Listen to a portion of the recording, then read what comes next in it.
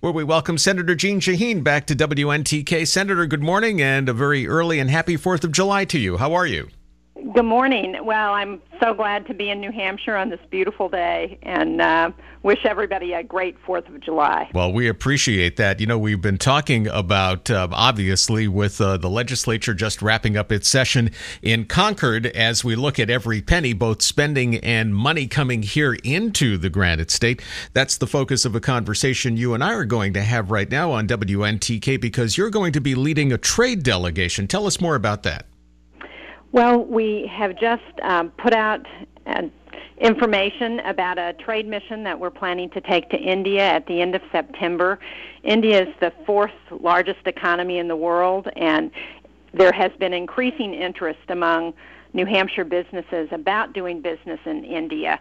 Right now, it's only about our 28th biggest trading partner in New Hampshire, and we think there's lots of room for growth there. So we've had a lot of interest from businesses, and we're hoping that we're going to have a great trade mission in September so we can sell New Hampshire products overseas in India's markets and bring those dollars back to New Hampshire businesses. I'm kind of curious, let's say I'm India, how would you pitch New Hampshire to me? Well, the opportunity for industry growth in India include things like aerospace, education services, green technologies, distribution and transmission equipment, industrial textiles, machine tools, homeland security equipment, telecommunications. All of those are industries that we have in New Hampshire that are doing a great job. Our exports to India in 2010 totaled a little over $25 billion. And that amount has grown by about 47% year-to-date this year. So we think there are real opportunities there for New Hampshire companies. Senator Jeanne Shaheen, our guest on WNTK, we're talking about increased exports, the key to growing jobs, not only in the United States of America, but here at home in New Hampshire. And, of course, the senator brings a unique dual perspective from her time sitting in the State House in Concord to now a member of the United States Senate and our senior U.S. Senator here from the state of New Hampshire. Senator Shaheen, how will businesses get chosen to go on this trade mission to India? Well, obviously, they need to be interested. But there will be some screening done with the Department of Commerce and our own New Hampshire International Trade Resource Center. They'll sit down with the businesses, make sure that there are really opportunities in India before there is an agreement that they will come along. And to date, we've had a lot of interest from companies that really range the spectrum of those industries and products that I mentioned earlier. So we think we're going to have a good trade mission with lots of companies who are going to be interested in going along, but we want to make sure that there's really going to be an opportunity for them. So what they do on the trade mission, we work with the Department of Commerce, their commercial services, which operate not only here at home but in other countries to help American businesses when they go overseas. And so what they will do is arrange one-on-one meetings with potential customers in India so that they know going into this trip that there are going to be defined opportunities that they can see. Senator Jeanne Shaheen, our guest on NewsTalk 99.7 WNTK. Senator, in order for New Hampshire to become a player in the global marketplace, do we not have to build out our infrastructure here at home, speaking specifically to the connectivity of high-speed internet available to all corners of New Hampshire? Well, that's right. We do need to make sure we invest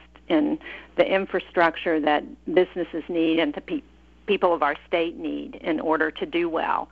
But, 95% of markets are outside of the United States, and yet only 1% of small and medium-sized businesses are doing business overseas. So this is where so many opportunities lie for our businesses. And New Hampshire actually last year was almost double the national average in terms of export growth. So we think there are huge opportunities here, and do we need to do things like make sure we have access to high-speed internet here at home? Absolutely. And that's one of the things that we hope we're going to see some improvements on. There has been a big grant that has been given to New Hampshire and the University of New Hampshire and a number of partners are working on this, looking at how to help build out high-speed internet so that the North Country and the western part of the state, some of those places that don't yet have it, have that access. Senator, we're pressed on time here, but your take in the 60 seconds we have remaining on raising the debt ceiling and why there is so much... Senator, in the 60 seconds we have remaining, your take on the debt ceiling. A lot of people look at what's going on in Washington and say... Senator, in the 60 seconds we have remaining, and I know that's an unfair amount of time, raising the debt ceiling, the wrestling that's going on between Democrats and Republicans, the July 4th recess has been canceled. Why can't you come to an agreement? And a lot of people are simply saying, why are those professionals acting like children? Well, I'll tell you, John, I'm frustrated as everybody in New Hampshire and the country is about this. First of all, I think it's clear that we have to raise the debt ceiling. This is not about allowing the government to spend more. This is about paying and making good on the commitments that we've already made. So we cannot put at risk the full faith and credit of the United States of America by refusing to raise the debt ceiling and pay for what we've already spent. We've got to do that.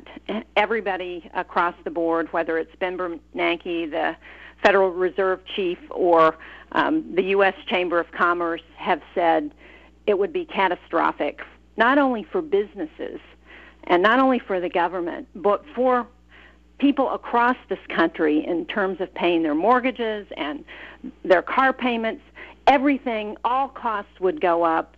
It would be a financial crisis worse than the financial meltdown in 2008. And we're facing we're facing a deadline of July 22nd, but we'll have to have you back. Well, actually, it's August 2nd. August 2nd. So we need to come to the table. Very we need soon. to agree on spending cuts. There's no doubt about that.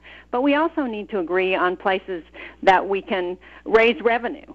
So things like some of the tax loopholes that need to be shut down so that everybody's paying their fair share.